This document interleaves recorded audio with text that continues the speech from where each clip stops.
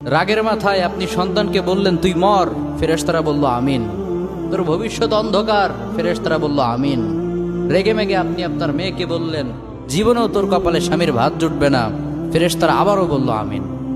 আচ্ছা, আপনি না সেই ব্যক্তি যে তার নিজের জীবনের চাইতেও সন্তানকে বেশি ভালোবাসেন? আপনি না সেই ব্যক্তি যে তার সন্তানের জন্য হাসতে হাসতে নিজের জীবনটাও দিয়ে দিতে পারেন? আপনি না সেই ব্যক্তি যে আল্লাহর কাছে নিজের চাইতেও সন্তানের জন্য বেশি দোয়া করে? তাহলে কি করে নিজের হাতে নিজের সন্তানের এত বড় ক্ষতি করতে পারলেন? Doesn't make any sense. Common sense বলতে কিচ্ছু নাই আপনাদের? আপনারা কি জানেন না আপনাদের রাগের মাথায় বদদোয়া করাগুলো ফেরেশতারা আমিন বলে?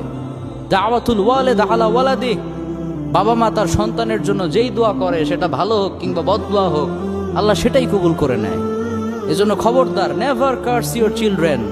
রাগের মাথায় কখনো সন্তানকে অভিশাপ করবেন না। খুব বেশি রাগ উঠে গেলে তার জন্য উল্টা